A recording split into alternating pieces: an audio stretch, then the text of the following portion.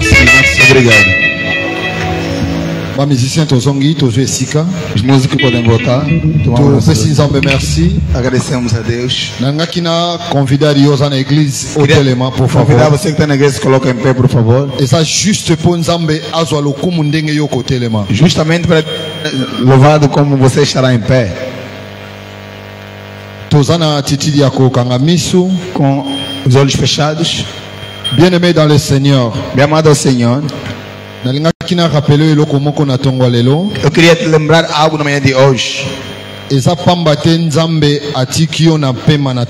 Não é por vão que Deus te deixou fôlego na manhã de hoje. O mestre do fôlego da sua vida é Deus. Se Deus decidir todos aqui na igreja que morrêssemos, ninguém tem direito de reclamar diante de Deus. A decisão dele permanece como ele quer.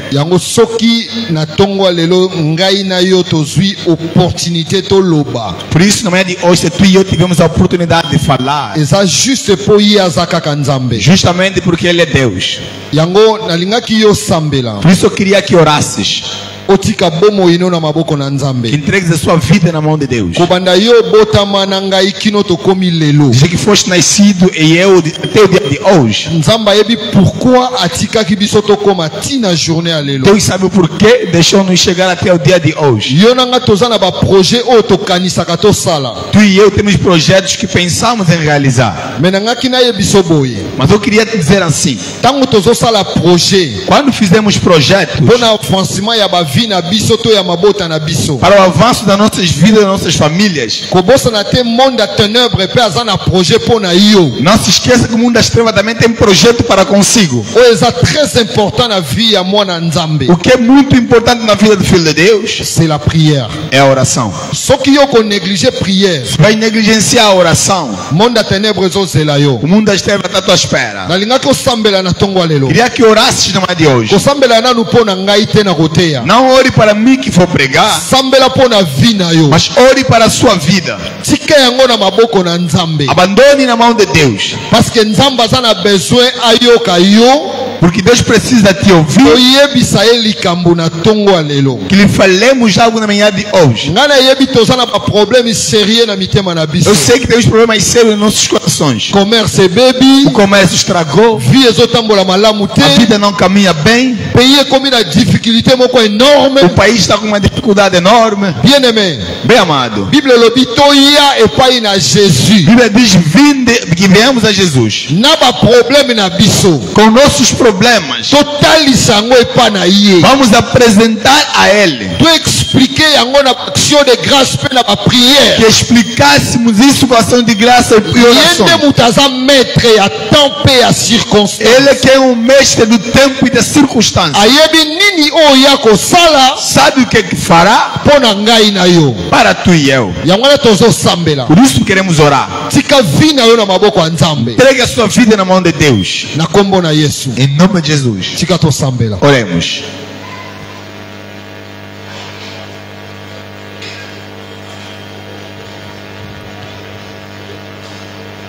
Seigneur, viens na biso ezana posa na yo. Tozana besoin na yo Nzambe na tongo na lelo pona biso. Merci pour tiki biso na mpema toya na tongo na sa présence na yo. Ezana bandeko ebele oyo toyebanaki na bango baza lisu na bomo ete. Ezana bandeko misusu na tongo bamemi bango baza na ba soins intensifs Nzambe. Bamisu baza na ba salle d'urgence bazo lobate bazo kanisa soki okoki ko accorder bango grâce baloba liloba moko mais bazo zwango te nga nazwi grâce yango na ngana loba liloba moko epano Nzambe ko kumisa kombo na yo ko reconnaître que soki nazwi grâce eza po yo pesinga yango kombo na yo kumisama na tiki bomo enanga na maboko no Nzambe. Vina ngeza na besoin na yo, bomo inangeza na posa na yo. Tika kombo na yo kumisama pona nyonso oyo zo sala kati na bomo ina biso na kombo na Yesu. Yoka bien-aimé. Oh, sabe amado. Sambela pona tango otolito yoka maloba na nzambe. Ora, por esse momento queremos ouvir a palavra de Deus. Yebisa nzambe liloba moko à travers maloba otoko yoka. Fala a Deus uma palavra por intermédio da palavra que vamos ouvir. Yebisa nzambe alobela yo na ba situation yo zolekisa. Fala que Deus fale para ti pelas situações que passas. Le seul capable oya koki ko consoler motema na biso eza nzambe. O único capaz de consolar nossos corações é Deus. Yango tika tango na maboko na nzambe. Por isso entrega o momento esse na mão de Deus. Yebisa nzambe alobela yo. Fala que Deus fale para você. Malobo ko lendi sabomo ina. Palavras que vai exaltar o seu coração. To sambeli. Oremos.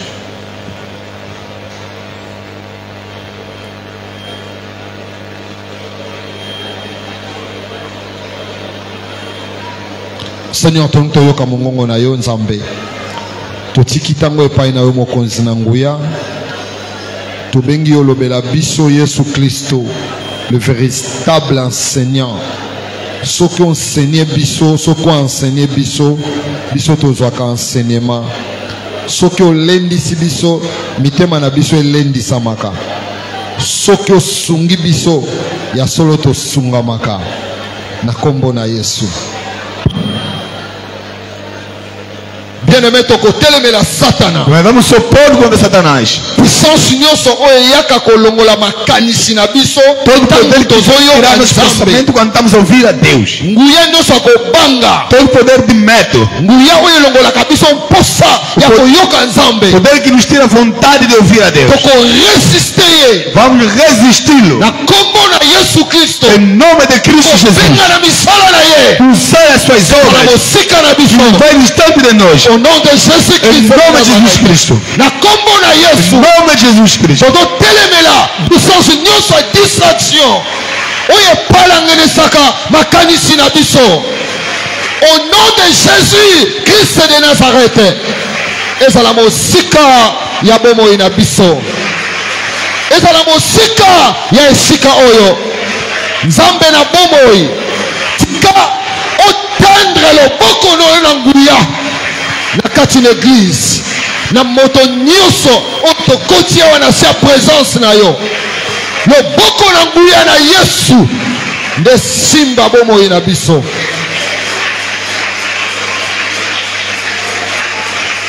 Merci.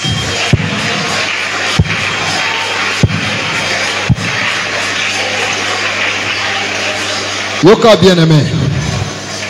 Oh, sabe amado.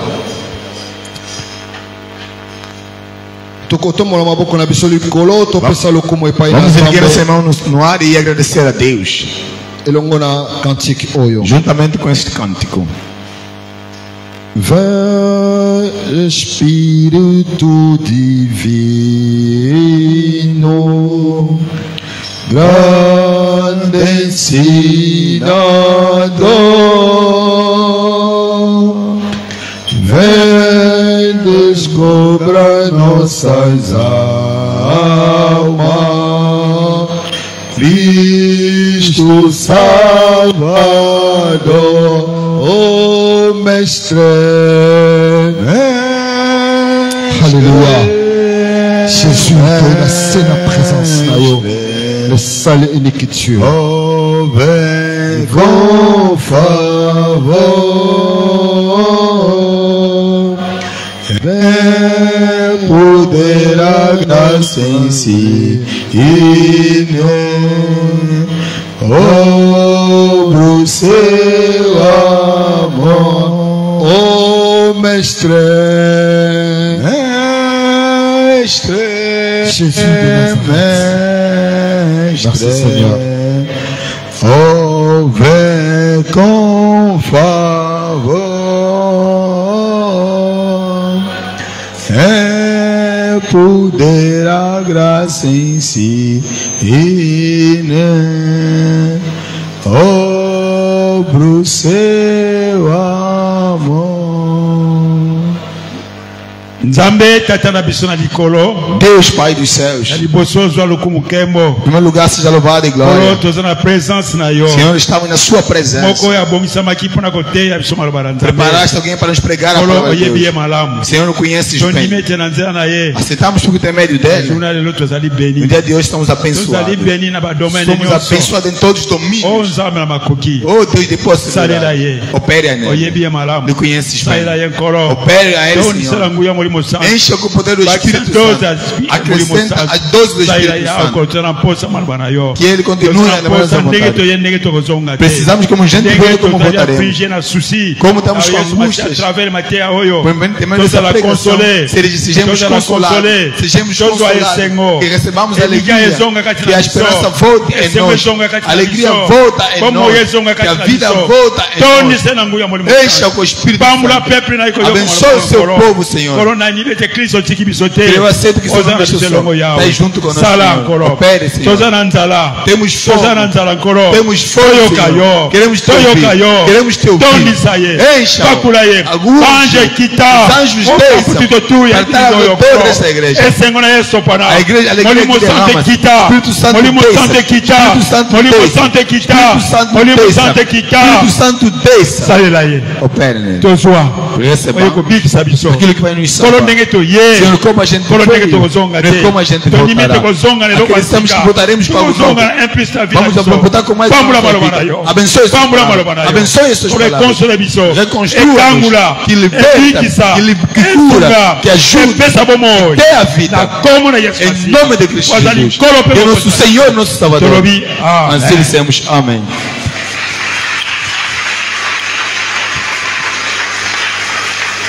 Amen. Amen.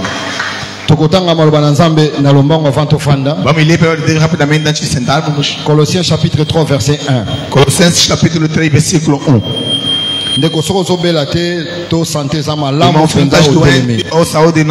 Está em condições, levanta-te. Colossiens chapitre 3. Colossenses capítulo 3 verset 1. Versículo 1. Diz assim a palavra do Senhor: portanto, já que vocês ressuscitaram com Cristo, procurem as coisas que são do alto, onde Cristo está assentado à direita de Deus. Palavra do Senhor. Amém. Amém. Aplaudim pela palavra de Deus e sentamos. Merci. Obrigado.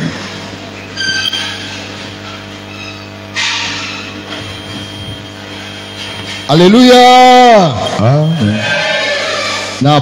Merci. Agradeço a Deus pela graça que fez a mim. Na manhã de hoje estar mais uma vez na igreja. Merci et pas na papa révérend. Agradeço ao papa reverendo. Papa révérend Malongo Yazate. Papa reverendo Malongo, ele está ausente. E longo na comitê église. Juntamente com o comitê da igreja. Pour organiser ko pesanga opportunité na ko alisuko sola. Pela organização. Partager parole de Deus. Me dá a oportunidade de partilhar mais a palavra do Senhor. Merci na église Mobimba. Agradeço a igreja toda. Pour toza présent na ser a presença Nzambe. Porque estamos por baixo da presença de Deus. Nzamba pa la presença na biso. Deus abençoa a nossa presença. Toza vraiment béni na ser a presença na Nzambe. Somos realmente abençoados na presença de Deus. To pesi merci na avô. Agradeço ao avô. Na nzela na ende toza na papa Malungu. Por intermédio dele nós temos Papa Malungu. Tanto tozolo ba papa Malungu. Quando falamos de Papa Malungu, na simana yetu mona avô onde a créé Papa Malungu. O avô é quem criou Papa Malungu. Nzamba komisama. Que Deus seja louvado. Bien-aimé dans le Seigneur. Bem amado ao Senhor. C'est vrai tozana sango ya matanga. Na verdade temos notícia de óbito. Moko kati na biso Nzambe azwi molimo na ye. Entre nós Deus tirou seu espírito. Ndenge tozote na tongo alelo. Como está sendo pregado na manhã de hoje. Papa révérend na ancien Sami na quelques diacres. Papa reverendo ancien Sami e alguns diáconos. elongo na Papa Faustin. Oh, Papa Faustin. Na minute baza na ngambo ya Congo démocratique. Nesse momento estamos lá no lado do Congo Democrático. Précisément na province ya Matadi. Precisamente na província de Matadi. Nde esika bazokunda ndeko na biso Matondo. Onde está sendo enterrado nosso irmão Matondo. Nzamba pesaki biso ye. Deus nos deu ele. Tozalaki na ye. Estávamos com ele. Nzamba décidé azwa ye. Deus decidiu tirá-lo. Kombo ya Nzambe wana. Que o nome daquele Deus ekomisama. Seja louvado. Amém. Amém. Tous à la fortifier au nom de Jésus. Sejamos fortificados em nome de Jesus. Et ça c'est là où nous avons bongisi la bison stokoleka. É o caminho que Deus preparou para todos passarmos. Yango tango tozana opportunité toza na vie. Por isso quando tem a oportunidade de ter a vida. Bien aimé cause là trop tard pour servir Nzambe. Bien, mas não espera ser tarde para servir a Deus. Poto yebi ngonga te pe to yebi tango te. Que não conhecemos o tempo nem a hora. Ndeko na biso tozala ki na awa. Nosso irmão abeli te, akote hospital te. Não ficou doente, não entrou no hospital. Tozala ki na église. Estávamos com ele na igreja. Lundi, mardi, mercredi a voyager. De segunda, terça e na quarta viajou. Na voyage. No caminho da sua viagem. Liwa ezuye. Teve a morte o encontrou. E foi. Esa leçon pour na biso to tikal na bomoi. É uma lição para nós que ficamos em vida. Na makamonyo sotozo sana mokilio na se amabele. Tudo que estamos a fazer aqui na terra. Tout ça l'attention. Devemos ter atenção. Amen. Amém. Temos um tema a partilhar na manhã de hoje. Prédication na 11h16. A pregação começou às 11h16. Depois da igreja vamos ir lá no Comba. Deus ajude para terminarmos uma boa hora. O tema que vamos partilhar na manhã de hoje está lá no quadro. A mão direta de Deus. Loboko ya mobali Nzambe. La main droite de Dieu. A mão direita de Deus. Bien-aimé dans le Seigneur. Bem amado ao Senhor. Na banzembo tozoyoka ba musicien bazoyemba. Nas canções ouvimos os músicos cantando. Na ba prière tozo sala na kati ne ba église. As orações que fizemos nas igrejas. Na esika nyonso tozo tambola mokili oyo. Em todo lugar que andamos neste mundo. Mutu nyonso oyo asambelaka. Toda pessoa que ora azanga koloba te ke loboko na Nzambe esimbanga. Não falta de dizer que a mão de Deus me segure. Mutu nyonso. Toda pessoa. Soki tozo sambela. Se estamos a orar. Mutu nyonso soki aza na problème. Cada pessoa quando tem problema. Mutu nyonso soki a sentir insécurité na vie na ye. Cada pessoa quando sente uma insegurança em sua vida.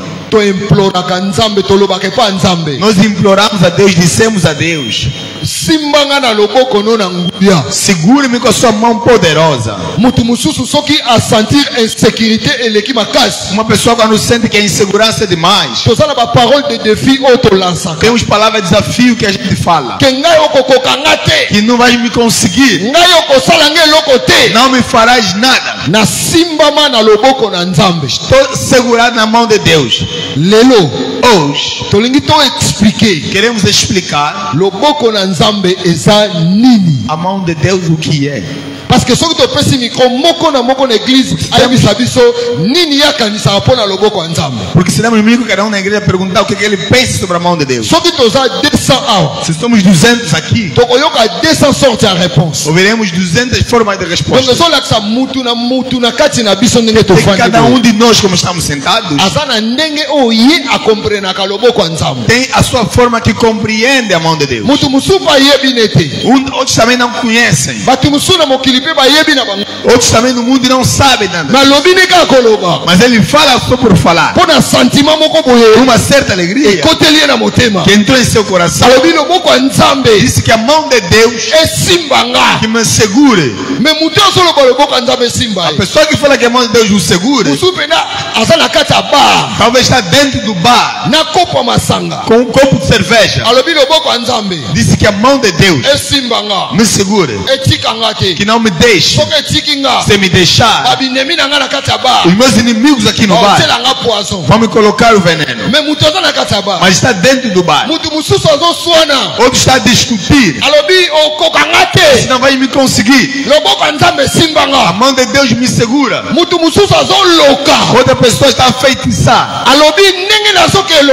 Disse como eu vou feitiçar assim? A mão de Deus me segura. Que eu não caia ao caminho. La main droite de Dieu. A mão direita de Deus. Loboko ezani. A mão o que é? Physiquement fisicamente como nos olhamos todos nós. Loboko. A mão. Essa une partie é uma parte do corpo do homem. Wana physiquement na opes exemplo. Aquele é um exemplo físico. Pour expliquer le boko. Para explicarmos o que é uma mão. Donc il faut ngana laksabino le boko angai. Eu tenho que mostrar-vos o que é minha mão. Le boko é membre ya nzoto na ngai. É dos membros do meu corpo. Donc so ba katinga maboko oyo. Que se cortarem as mãos. Jamais tokoki koloba que papa Diácono Blaise asana maboko. Não podemos dizer que papai Diácono Blaise tem mão. Pour ba katinga. Porque foi cortado. Mais le quoi nasana ngobo. Mas como eu tenho, oui, mas sim, le boko asimbaki micro. A mão que segurou o micro. Yango nde le boko na ye à droite. É a sua mão direita. Bien aimé. Bem amado. Nzambe o biso tozo sambela. Deus que nós oramos. Pe asana le boko. Tem mão. Mais le boko a Nzambe. Mas a mão de Deus. Eza lokola oyo ngate. Não é como esta minha mão. Parce que Nzambe asa molimo. Porque Deus é espírito. Asana ba esika oye amonisamaka oyo to amonisama physiquement boy. Tem alguns sítios que ele se manifesta fisicamente. Yango to monaka Jésus boy na nzoto. Por isso vimos Jesus com corpo. Jésus étant que Dieu, Jesus enquanto Deus, alati nzoto abomoto. Ele usou o corpo humano. Akiti na mokili oyo. Desceu na terra. Tomonaki na azaki na maboko mibale. E ele teve duas mãos. Loboko bien aimé. A mão, meu amado, eza une partie en nzoto. É uma parte do corpo. Ou eza composé. Que está composto na 5 misapis. Por 5 dedos. Para falar que a mão é completa, quer dizer que deve ter 5 dedos. Se a mão for cortada neste lado, no mundo das críticas que vivemos, quando eu dizer se eu te segurar, vou te segurar fortemente. Como o mundo existe muita crítica, vamos criticar da seguinte forma: vai me segurar com qual mão? Todos os dedos estão cortados. Por quê? Porque a minha mão está vista que foi cortada. Mas para ver que o braço está completo, ele vem em conjunto com 5 dedos. Nosso Deus, selon Colossiens chapitre 3 verset 1. Segundo os Colossenses capítulo 3 versículo 1. Como acabamos de ler, a Bíblia diz assim: se vocês ressuscitaram com Cristo, procurem as coisas que são do alto, onde Cristo habita, na mão direita de Deus. A Bíblia é quem diz. Donc Seigneur Jésus, que Senhor Jesus, quando fez a sua missão aqui na terra, ele volta ao Pai. Onde ele está? Está na mão direita de Deus. Demonstra que Deus que nós oramos tem mão. A mão de Deus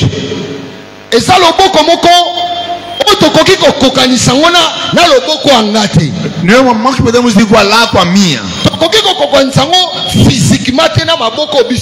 Não podemos igualar fisicamente com a mão que nós temos. Por quê? Porque a mão de Deus é diferente completamente com a nossa. Onde é que está a sua diferença? Quando eu comecei a pregar, peguei o micro na mão direita.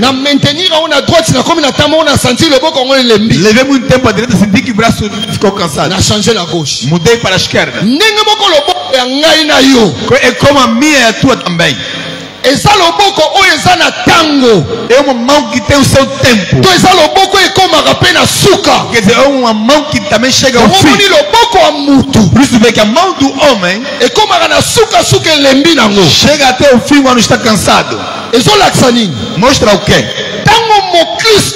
Quando o cristão tem o pensamento de fazer a vontade de Deus, quer dizer, faz a vontade de Jesus, que sentou sobre a mão direita do Pai,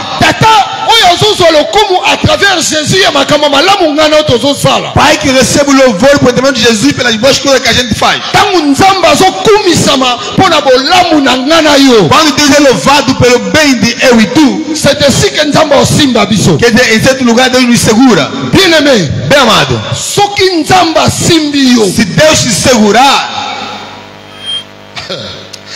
mutu moko taza na pouvoir. Ninguém tem o poder. Na monde entier. No mundo inteiro. Na likolo. Nos céus. Na se. Na terra. Tina se amai. Por debaixo das águas. Même na degré ya monde de ténèbres le plus profond. No nível do mundo das trevas mais profundo. Só que nzamba sua decisão. Se Deus tiver a decisão. Asimba yo. De te segurar. Na loboko nzamba. Nas mãos dele. Nguya mokote. Nenhum poder. Force mokote. Nenhuma força. Ezala makokia ko longola mutu asimba ma. A capacidade de tirar alguém que está segurado a Deus.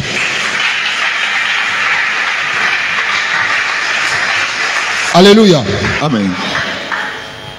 Yango é très important. O que é muito importante. Mutu tanga zozo makanisi aya na igreja. A pessoa que não pensa em vir à igreja. Koya na igreja tepo tomona que yo zanga até na igreja. Não vem à igreja para vermos que tu não faltas à igreja. Ngape na ya na igreja te. Que eu também não venho à igreja. Koyo mona a presença na ngai. Para você notar a minha presença. Ngana koya na igreja. Eu virei à igreja. Na kosa decisão na que no sambela. Tomarei a decisão de ir orar. Primeiramente. Nazo reconnaître que nazo que n'est pas mutu a sala kingai. Reconheço que vou na pessoa que me criou. Yami bale. Em segundo. Nazo reconnaître que só que nas en vie. Reconheço que estou em vida. Só que na pema na tongo. Se eu tenho um fôlego na manhã de hoje. Selon l'organisation de l'église. Segundo a organização da igreja. Dimanche. Domingo. Deixa que eu vá glorificar o meu Deus. Não importa se me verás ou não. Mas eu na igreja. Somente para aquele Deus que me criou. Seja louvado.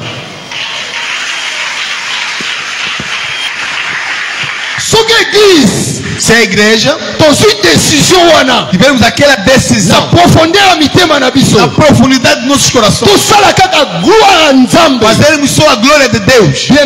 Bem amado, nossa igreja podemos ter 20 cultos por domingo. Por quê? Porque andaremos na santificação. Onde há santificação, a mão de Deus. Quero vos explicar. Em que momento a mão de Deus vem na vida do homem? E o que a gente chama a mão direita de Deus? Que é muito importante. Cristão compreender o que estamos a explicar. Que é um benefício para tu e eu. Mas compreender que o cristão está segurado na mão direita do Pai. É um cristão diferente. Aí estou te dizendo. Vamos compreender a nossa explicação. La main droite de Dieu, a mão direita de Deus, c'est la main le plus véritable. É a mão verdadeira. E kokanite na loboko a papa botinga. Não é igual à mão do pai que me teve. E kokanite na loboko a mamá botinga. Não é igual à mão da minha mãe biológica. E kokanite na loboko a tio na tia. E nem é igual com o braço do tio ou da tia. Loboko a nzambe. A mão de Deus é diferente. É diferente. Ya maboko nyoso. De todo tipo de mão. Na kati ya mokili. Aqui neste mundo. Ya mwana bien aimé. Por isso, meu amado. Na Apocalypse chapitre 2. Apocalipse capítulo 2. Verset 1. Versículo 1 não vamos ler. Você que está a escrever. Apocalipse chapitre 2. Anote Apocalipse capítulo 2. Verset 1. Versículo 1. E vai escrever novamente. Apocalipse chapitre 5. Capítulo 5. Versículo 1. Au sauté qui n'en a 5. E salta versículo 7. Quando eu vou explicando, quando eu vou estar a ler esse versículo, você já chegou. Ok. Na kati ya loboko ya nzambe, sobre a mão de Deus, to na kati ya prière ya ba chrétien, ou na oração dos cristãos. Tosala ba prière ou biso ba Cristo tosalaka. Temos orações que cristãos fizemos. Falamos assim: Nzambe, Deus, ergue a sua mão sobre mim. Se temos um irmão doente, está no hospital, quando damos anúncio na igreja, a maneira de nós que oramos, temos Deus. Ergue a sua mão sobre o nosso irmão que está doente, onde ele se encontra, que salve-se. Donc, quelque part, tu comprends indirectement que a certo compreendemos indiretamente de que a mão de Deus não tem comprimento. Não. Le boko Nzambe, a mão de Deus, infini. Tem comprimento infinito. Por isso nós falamos a Deus.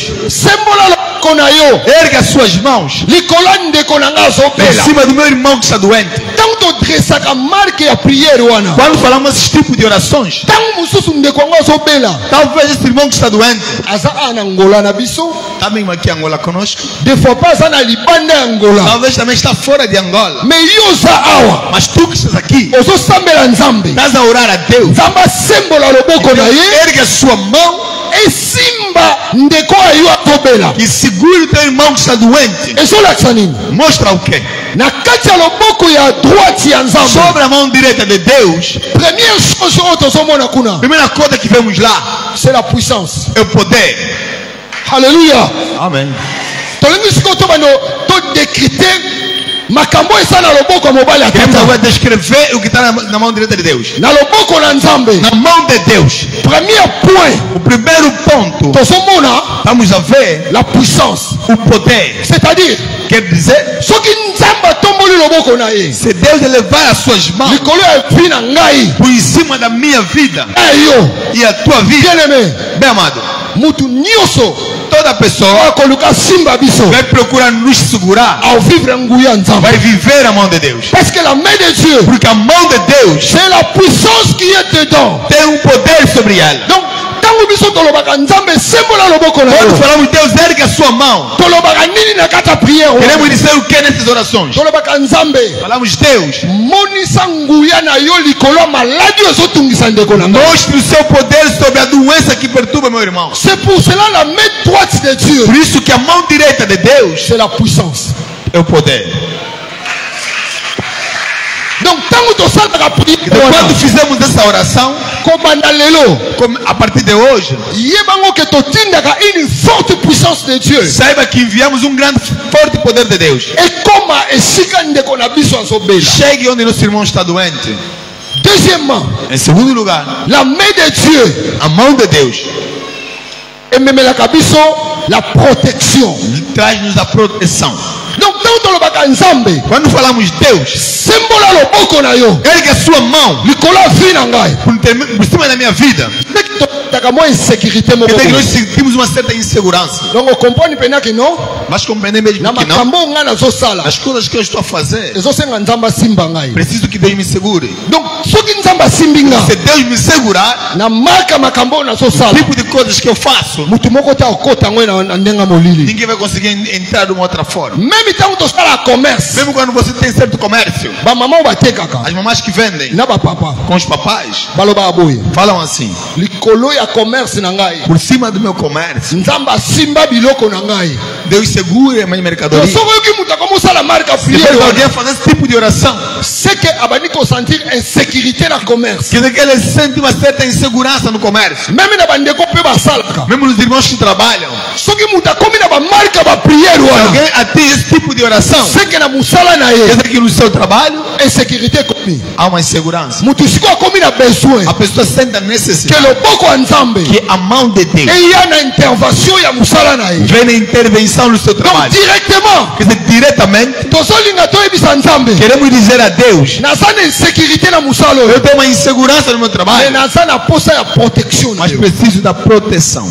Por isso dizemos que a mão de Deus é a mão le tout puissant, todo poderoso. Bien-aimé, bem amado, sobre a mão de Deus. Estou a explicar assim. Para falarmos que uma pessoa tem mão, que estamos a ver 5 dedos. Sabes, na Bíblia, profeticamente dizendo, chiffre 5, o número 5, c'est chiffre de la puissance. É o número de poder.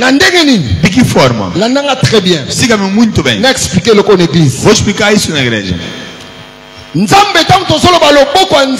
Quando falamos da mão de Deus, Deus sobre as mãos de Deus, jamais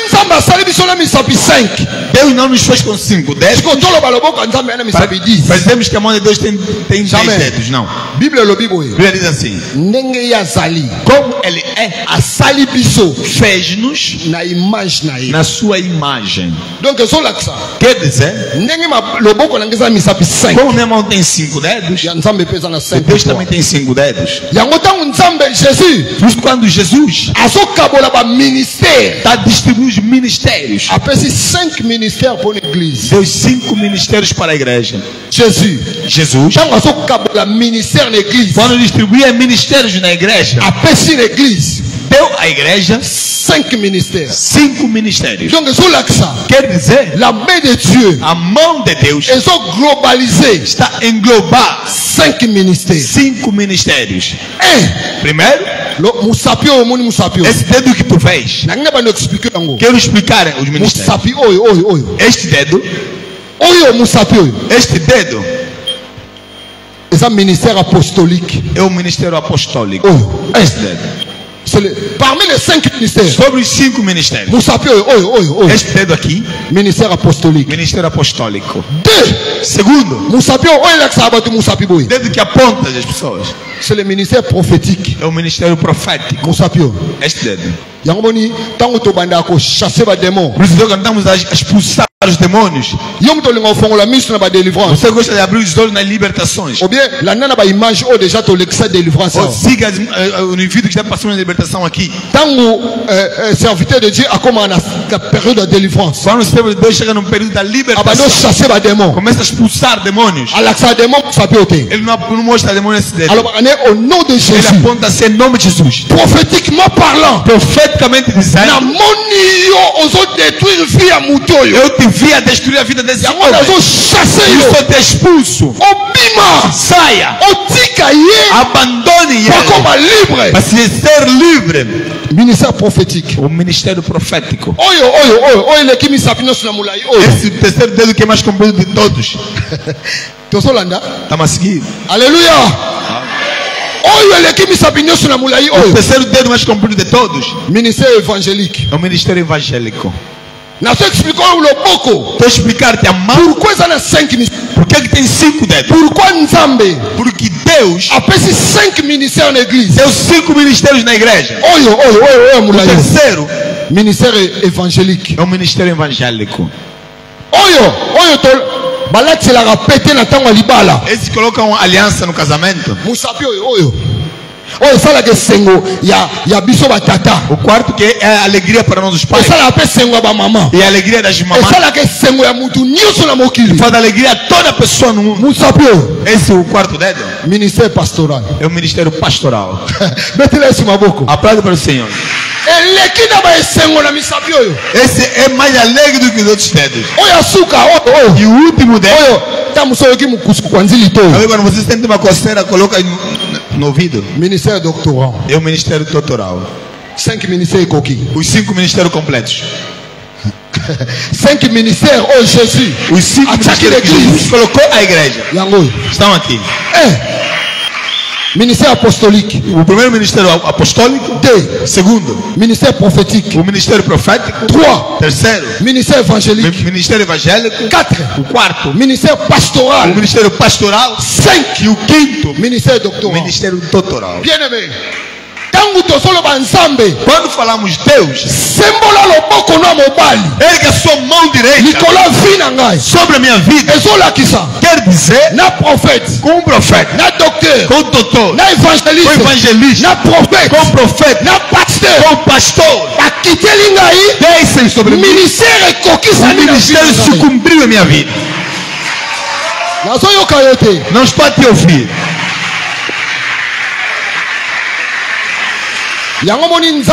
Por isso Deus, ministério pastoral, quando dá um ministério pastoral, papa me começou a explicar très bien. Pai dia explicou aqui muito bem. Eu também fiz a minha cópia na explicação. Dizem todos esses ministérios. Ministério supérieur. O ministério superior. C'est ministério pastoral. É o ministério pastoral. Un pasteur. Por isso pastor. Quando Deus chama alguém para ser pastor. Como nosso papai Narciso. Ele chamou no ministério pastoral. Quando fazem declarações aqui na igreja. Você estava a gritar. A alegria era muita emoções. Mas aqui na declaração havia declarações que aqui nas palavras do servo de Deus. Eu sentei ali. Como a coluna está ao meu lado. Eu cumpria com a minha pregação. Quando a avó pegou o micro, disse: pai, este filho agora cumpre nele. Não estou criticando o profeta. Não estou criticando o profeta, por favor. Na telemite pour na teia na le baba prophète bazaba ministère prophétique eza na kati ya Bible. Não estou a criticar porque o ministério profético está na Bíblia. Lelo ndenge tozo mona lelo. Hoje no mundo de hoje. Donc comment on dirait prophète? Estamos a ver como se fosse profeta. C'est comme si prophète era plus qu'un pasteur. Como se o profeta é mais do que pastor. Eza bon côté. Não é assim. Mutu musumo na azui don toli kabo ya os prophète. Outra pessoa talvez tenha tom ou uma oferta de ser pastor. Principalmente no país que nós nos encontramos. Talvez 10 profetas. Não tem igreja. Se encontra ele no caminho. Começa a profetizar para ti. Que fala coisas que virão na sua vida. Para fazer o controle de ti. Te levar até na presença de Deus. Não há local que vai sentar para te acolher. Aí onde está o problema? Ministério pastoral. O ministério pastoral. Como temos o papá. Papá reverendo Malungu. O papá reverendo Malungu. Pasteur un berger dans l'église. É pastor na igreja. Quando Deus dá ministério pastoral, ministério prophétique, ele vai cumprir o ministério profético. Está sobre ele. Se você vê que está na igreja, outro dia fiquei triste. Por favor. Quando você pregação, por favor. A compreender la profondeur de la prédication. A pessoa que ajuda o homem a entender a profundidade da pregação. C'est le Saint-Esprit. O Espírito Santo. Seu Espírito Santo. Não te levou nesse nível. Não chegue lá sozinho. Senão vais pecar. A pessoa sai mesmo da igreja. Falou? Já não virei orar ali. Porque o nosso pastor não vê as coisas. Merci. Obrigado. Como estamos sentados aqui? Se cada um de nós já se encontrou com esse problema na igreja. Onde está? Vai levantar a mão e falar sua amém para a glória de se cumprir. A cada um de nós aqui saímos da igreja. Eu ficaste em casa. Pai te ligou seu telefone. Papa Intel.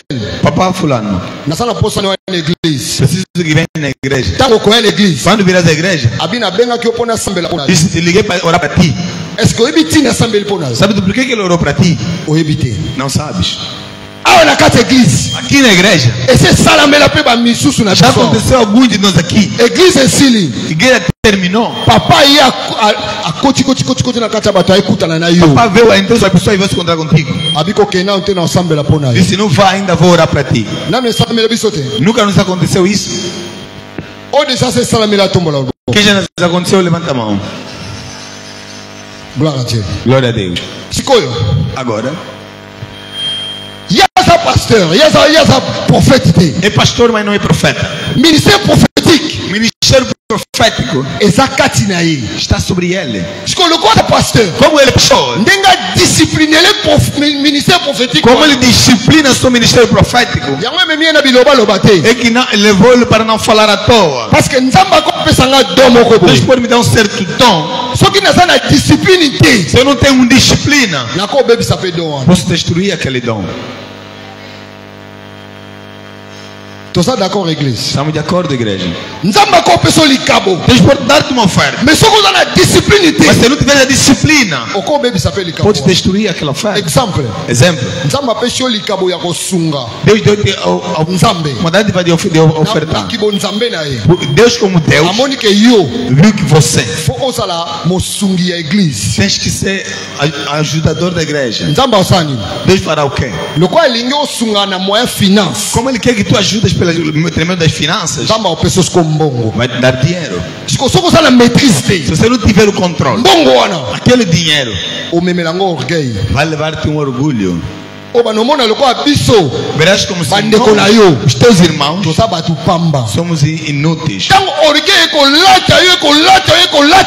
Quando o orgulho vai te revestir, o dono daquela oferta vai tirar. Vai dar numa outra pessoa. Por isso, bem amado, dans l'église, quando na igreja, a disciplina. A pessoa deve aprender a disciplina. Fonte da vida. Fonte da vida. Nzambe azomema biso na niveau moko le plus élevé. Deus nos leva num nível muito elevado. Irmãos que já têm olhos estão a ver. Está compreendendo que nós aqui nessa igreja estamos a subir em dimensões fortes. Estou a te pedir, dentro de parênteses desta pregação, cuidado com orgulho. Se vestires o orgulho, estou a te prometer que esta oferta vai sair em ti, virá no irmão. Amen. Amen. Vamos dizer uma verdade. Na igreja, vê a nossa igreja. Não é igreja dos orgulhosos. Se fosse igreja dos orgulhosos, aqui na igreja temos aqui irmãos que já são diretores gerais. Tem as suas próprias empresas. Estão sentados conosco ali. Ainda não estão a manifestar. Também você costuma lhe saudar. O dia que vão lhe publicar aqui, aí ele já está distante. Você até não sabe. Talvez uma certa oferta que recebeste, ele é quem deu. Mas indiretamente não sabes. Por quê? Controlado par un pasteur. Porque ele está ser controlado por um pastor. O nosso papá que você vê aqui. Não brinca, meu amado. Ele tem uma disciplina que nos leva. Hoje estamos a compreender que é por nosso próprio bem. Vamos aplaudir para Jesus.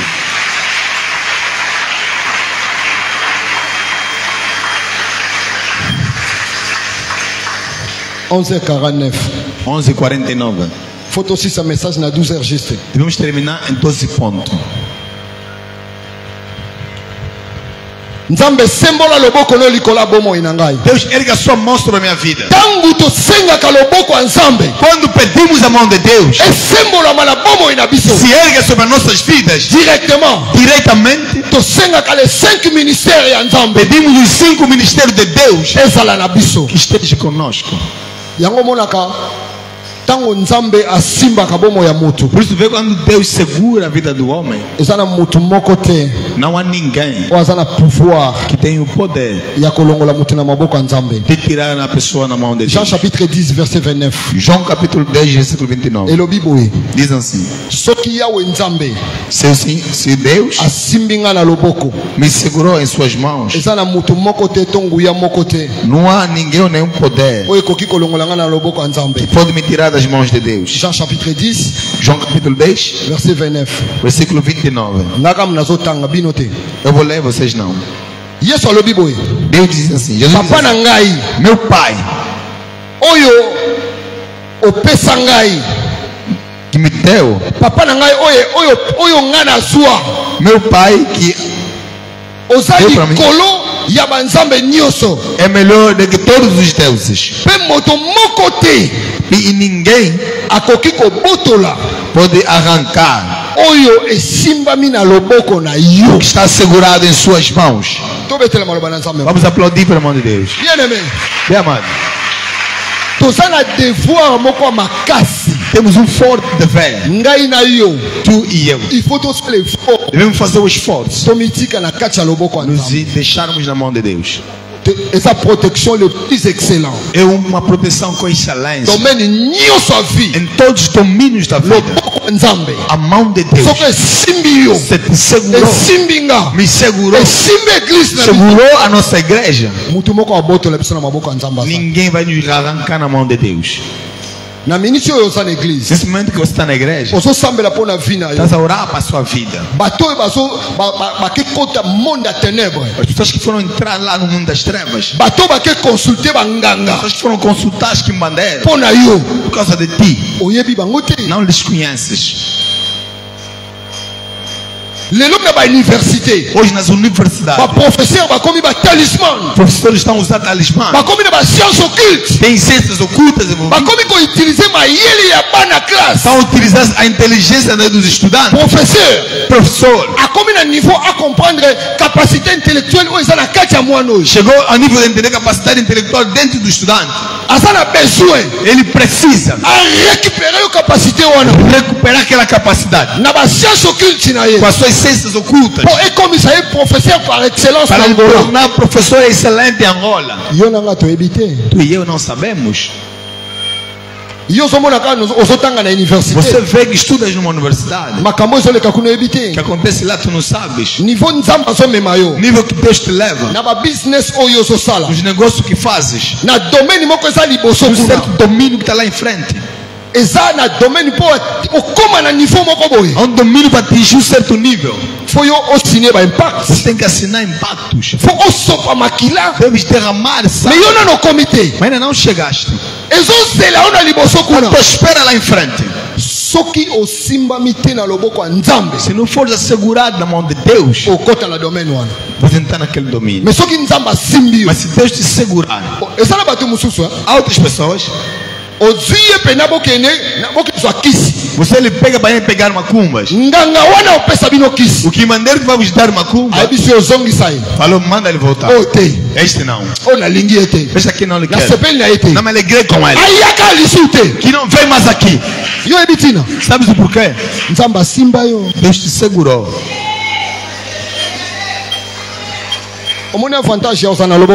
Vê a vantagem de ter a mão de Deus. Mas o caminho para o fim. Eu disse que a mão de Deus é um poder para nós. Traz o poder. Você te segurar. Traz a proteção. E terceiro, deixa te segurar. Bem amado, leva a graça. Vamos aplaudir para a graça de Deus.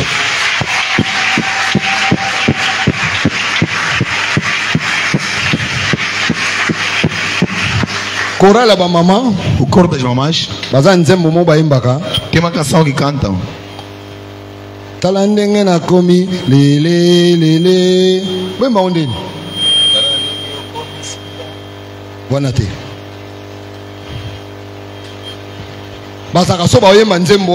Quando cantam aquela canção, vai sentir que toda mamãe final são vaidosas. Eles mostram aqui vaidade como Deus lhes transformou. Deus se erguer as suas mãos na vida, na minha e na tua vida. Serás uma pessoa de graça. Vou te mostrar os símbolos da graça. Olha, a graça de Deus, se descer em ti, as pessoas vão admirar. Este mundo que estamos, vão dizer que não acreditamos. Tenta fazer uma análise. Ah, irmãos que tem muitos bens. Como o mundo é um mundo de críticas. A pessoa vê a mulher do ministro. Olha como é que no mundo dizem. Então esse ministro, com todo o dinheiro que tem, a mulher dele é assim. Esse ministro não sabe escolher. Não é problema de escolha. Aquela mulher teve a graça nos olhos de Deus para ser mulher do ministro. Bem amado, graça de Deus se cai sobre ti, o mundo vai admirar. Por isso vê que outras pessoas, a noiva que ele teve, ou o noivo que ele teve, pessoas com bons corações de bruxos vão se encontrar com aquele noivo. Você não viu outra mulher? Olha a cara dele até feio. Bruxo. Pegou a graça de Deus. Vão casar mesmo assim com aquela cara feia. A graça de Deus, quando desce sobre ti, vai mudar totalmente a sua vida.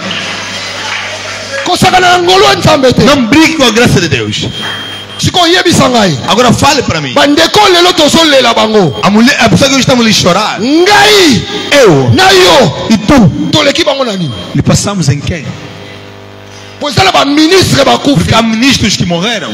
Você tem mais dinheiro que o ministro. Agora ficaste em vida por quê? É a graça de Deus.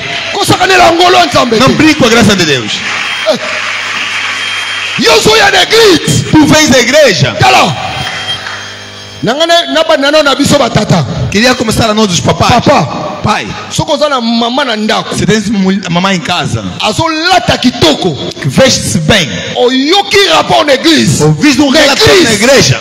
Se você ora mesmo sítio com a mamãe, e falaram que sua mulher quando veste, vê pessoas que estão inúteis. Quando você voltar em casa hoje, me chama a atenção.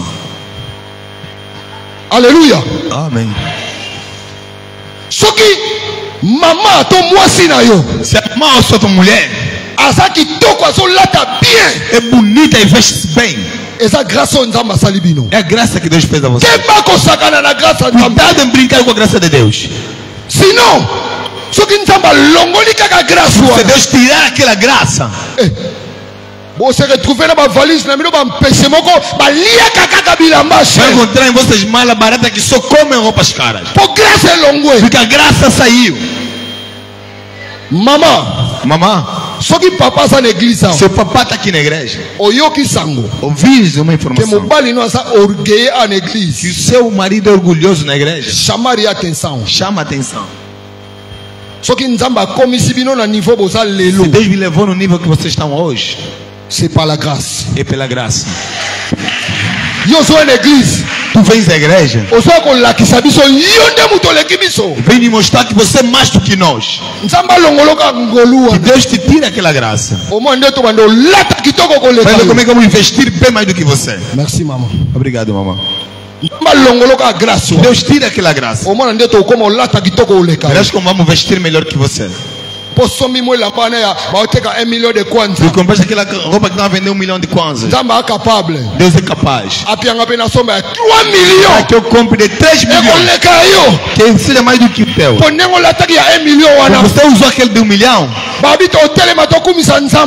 vamos levantar para glorificar para Deus. Está a ignorar até Deus. Cuidado, irmão, cuidado. Cuidado. On ne se manque pas de Dieu. Não se brinca com Deus. Deus nos fez graça. Temos uma igreja assim. C'est la grâce. É graça. Combien de pasteurs? Sabes quantos pastores que estão nesse país? Combien de pasteurs? Quantos pastores que estão nesse país? Papa révérend. Antes do papai reverendo, Mas não conseguiram edificar uma igreja assim. Nós construímos par la grâce de Dieu. Na graça de Deus. Bien-aimé, meu amado, a graça de Deus tem gênero em sua vida. Traz casamento para outras pessoas. Outro lhe dá dinheiro. Outra pessoa não acreditasse que você chegaria nesse ponto. Tem imagem onde nós fomos nascidos. Os bairros que crescemos. O comércio que meu pai e minha mãe faziam. Bien-aimé, bem amado,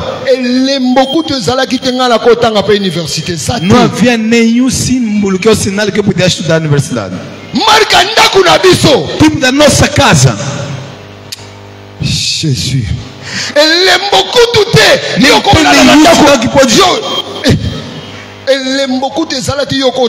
Não tem nenhum sinal que você puder construir um prédio. Por isso os amigos cresceram contigo.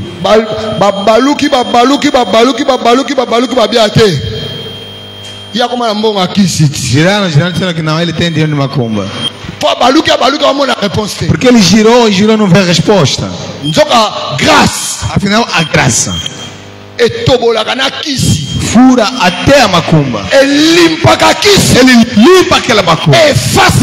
Elimina a macumba. Deus é de fazer graça. Quando as pessoas não estão a casar, você vai se casar. Deus é de fazer uma graça. Quando as pessoas não conseguem terminar os estudos,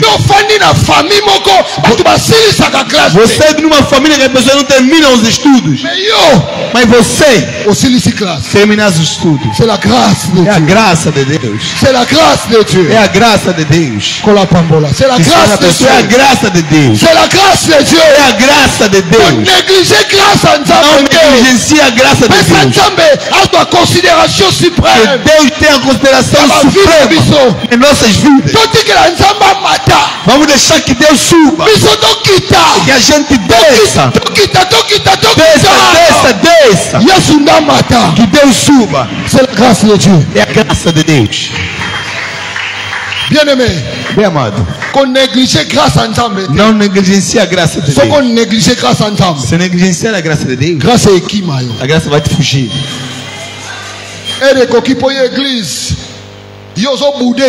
Olha, de ver a igreja, você está negando a igreja. Que nosso Deus seja louvado. A hora chegou para vir a igreja. Mas negar a igreja. Mas acho que não saiam daí. Por favor, bien, por favor. Por favor, eu peço. Papa, mamãe. Pai, mãe. Todo disciplinar disciplinar nossas bocas diante de Deus. Por favor, eu peço a ti. Precisamos de ti. O nível que Deus está nos levar é benefício para nós. Para findar a graça. Leva a provisão. Para findar graça. Et même ma provision. Traz a provisão. Tite chapitre 2. Tito capítulo 2. Verset 11. Versículo 11. Vamos ler para findarmos. Tite chapitre 2. Tito capítulo 2. Verset 11. Versículo 11. Diz assim a palavra do Senhor. Papa, por favor. Porque a graça de Deus se manifestou salvadora de todos os homens. Amém. Amém. Tito chapitre 2. Tito capítulo 2. Você tens uma Bíblia, dou-te possibilidade de ler. Tito chapitre 2. Tito capítulo 2. Verset 11. Versículo 11. La grâce de Dieu, sendo a graça de Deus, source de salut pour tous les hommes, se manifestou salvadora de todos os homens, a été manifestée. que se manifestou. Quer dizer o quê? Que a graça de Deus é a origem da salvação do mundo inteiro. Donc Jésus, quer dizer que Jesus estava no trono do Pai. Jesus. Ouça, sigam bem até o fim da mensagem. Jesus sentou na mão direita do Pai.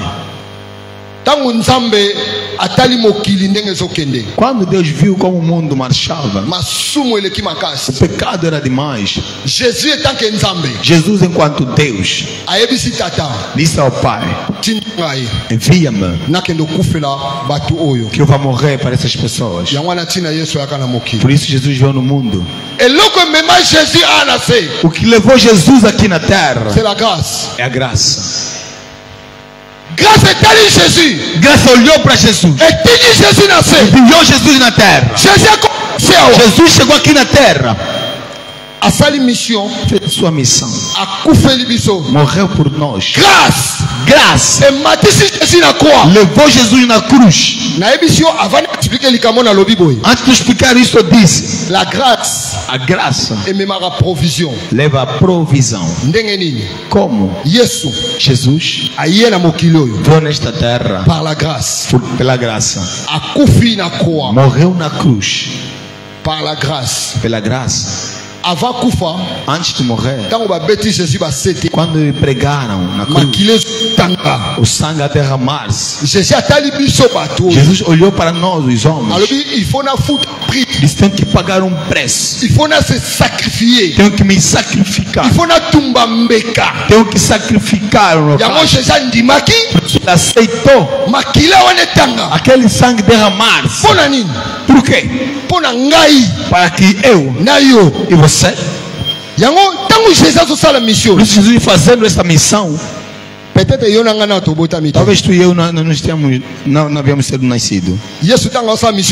Quando Jesus faz essa missão na cruz,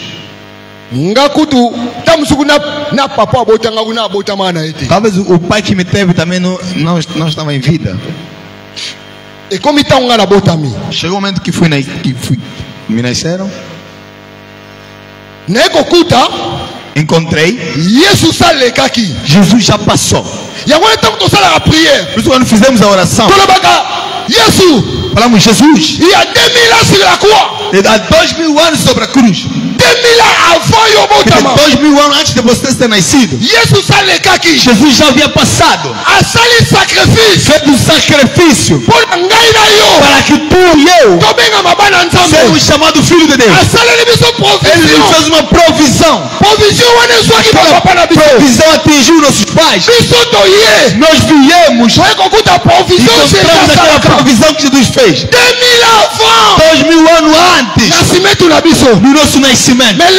Mas hoje estamos a falar, estamos a comer, estamos a orar. O trono de Deus está se abrir por causa da graça de Deus. Que provisão é essa? Bien-aimé, grâce a Deus, quando deixa em ti, o mundo vai admirar. Você vai vender onde as pessoas não vendem.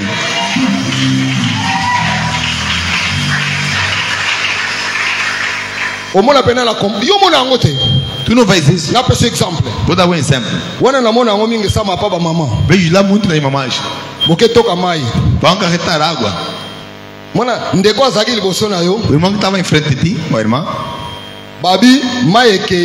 falando: a água foi. Você estava atrás.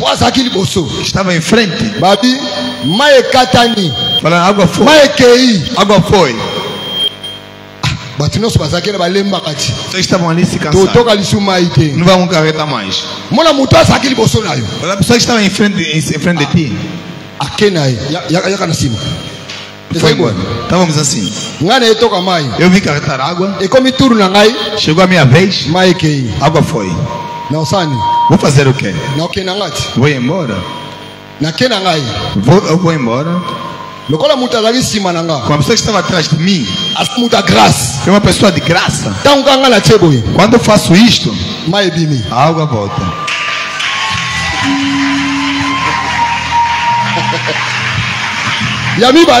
Em segundo lugar, queremos orar.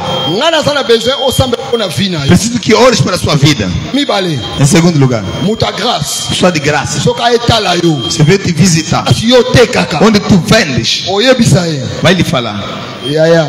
Mano, hoje mesmo não há venda. Não tenho nem dinheiro para te comprar gasosa. Como é uma pessoa de graça, está sentado ali.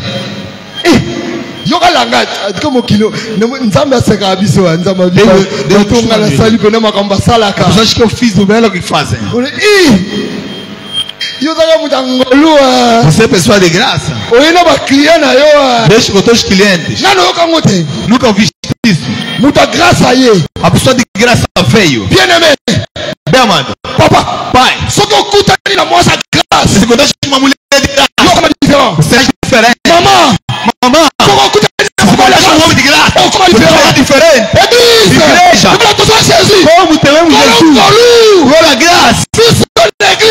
Aqui nessa igreja, somos diferentes. Amém. Diga amém. Diga amém. Somos diferentes.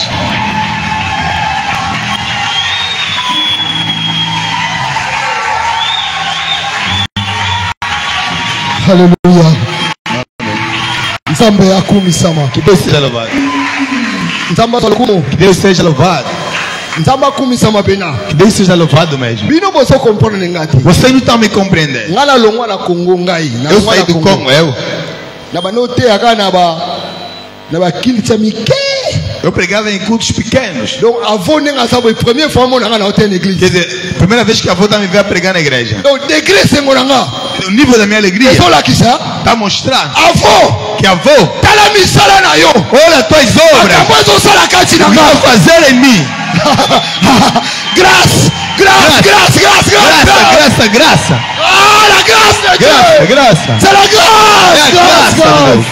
C'est la grâce. É a graça de Deus.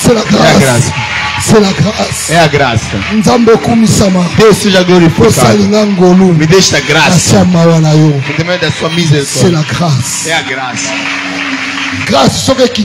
A graça quando tem em ti, para admirar as pessoas.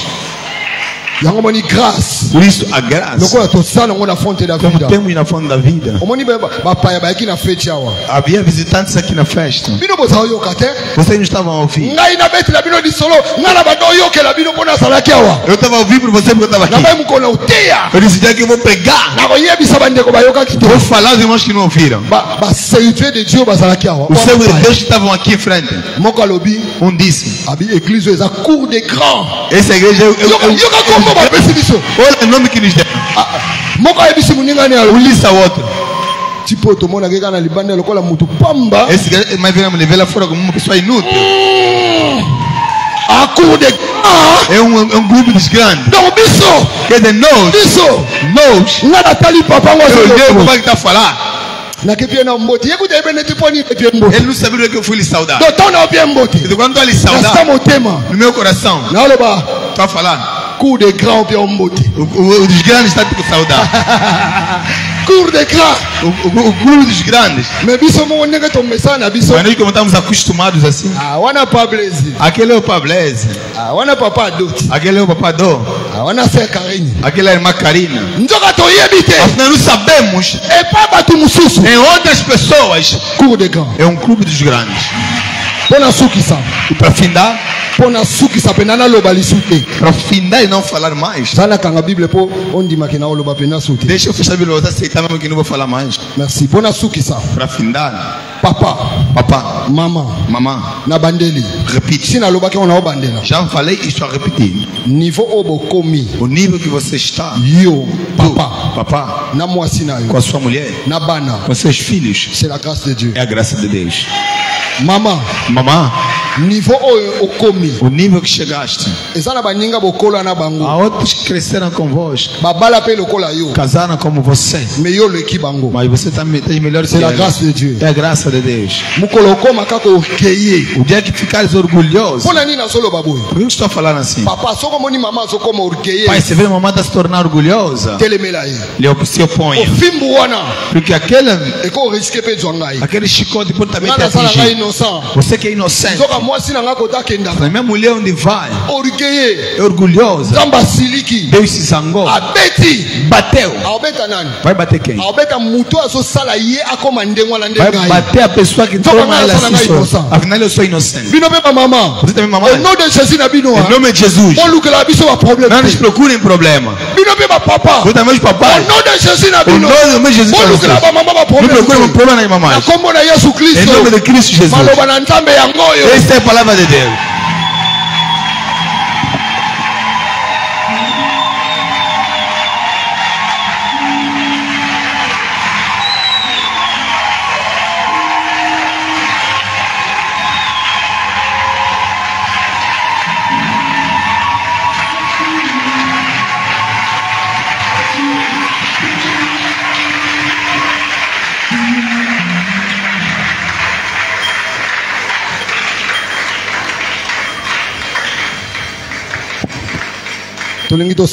Queremos orar.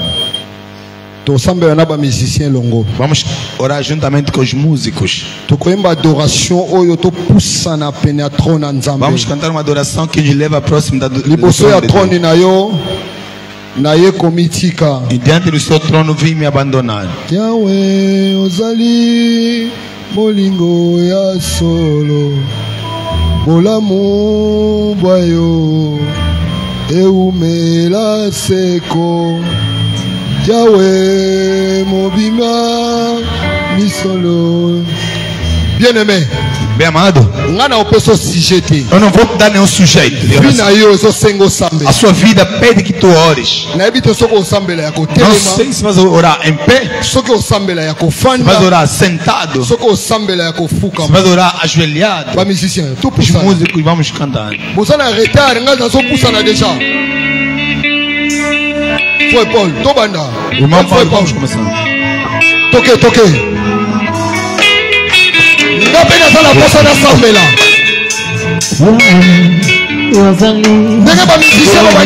Vamos músicos já cantar. Como o Lucas nem na sambela. Para que forma você vai orar? Jesus.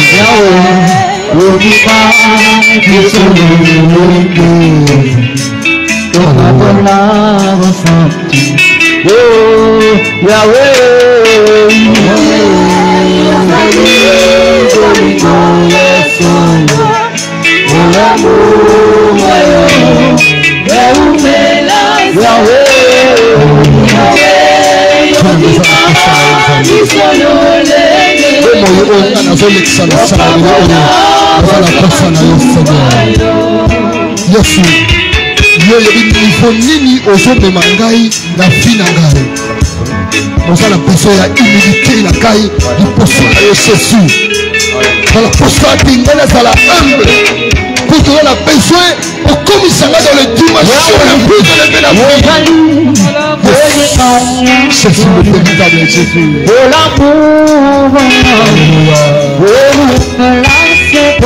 Banda ressemble la bien-aimée. Sikabongo ino bako nzambe. Sambela pona mwasi na yo. Mama sambela pona papa. Oya pa le fresh boss. Bana bo sambela pona papa. Filhos do abre vos pais. Bana bo sambela pona papa. Filhos do abre vos pais. Bana na maboko ya nzambe. Ndio vos pais agora. Aleluia. Jesus. Aleluia.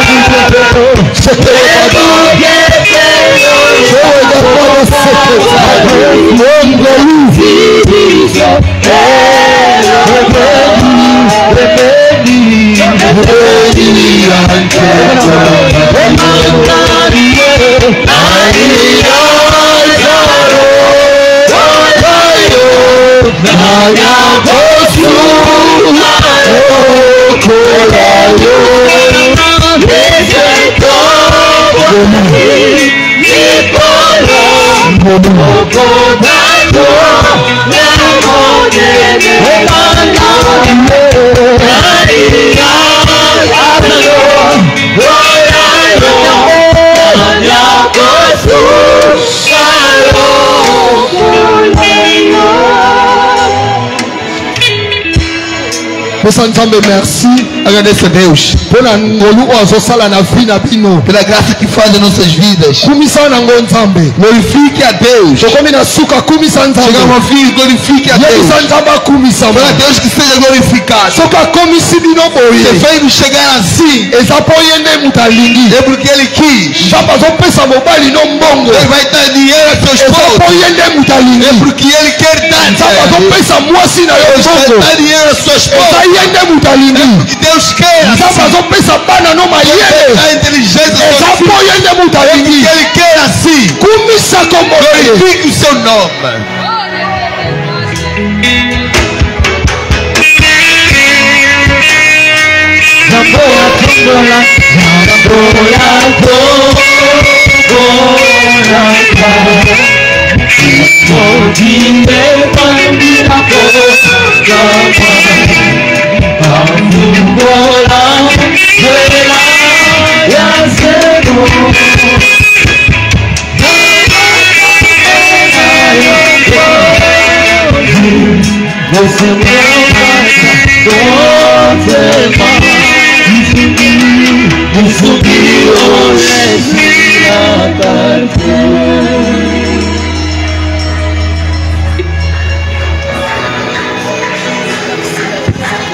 Tobatele kimia. Église tofandi kimia. Nabi kozana poso sambela. Nzamba moni posa mitema na biso. Tozana besoin to sambela mingi. Molimo mo santo asunga biso. Tozo atangwa ko sambela na ndako. To sambela pona mibali na biso. To sambela pona basi na biso. To sambela pona bana na biso. Pe to sambela pona mabota na biso. Bayaya baleki banankasi. To continue ko sambela pona bango. Pona lokomo na nzambe. To koyoka clôture ya prière et pas ya avant na biso. Merci.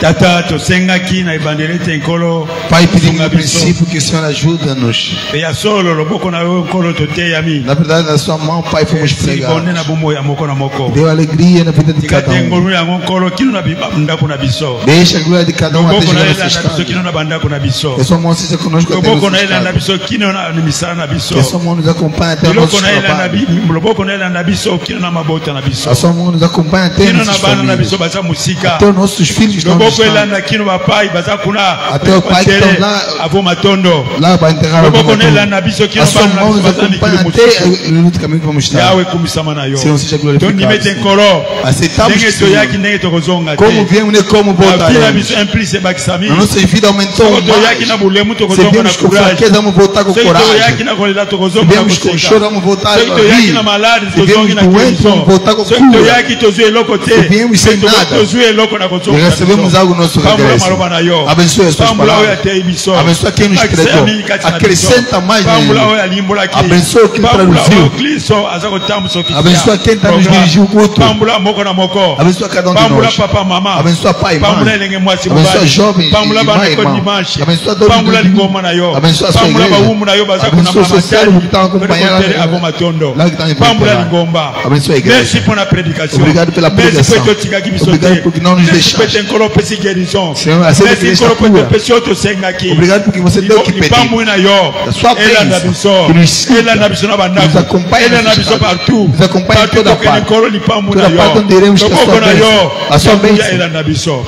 Que nos Pambu na maloba na acompanhe. yo. Na nkombo na Yesu Em Masihi. nome de Jesus Cristo. Wazali nkolo pe mo kontra Que o biso. Senhor nosso Biso Salvador. banso tolobi Todos amen. nós dissemos amém. Amém. Glória a Deus. Aplaude mais fortemente.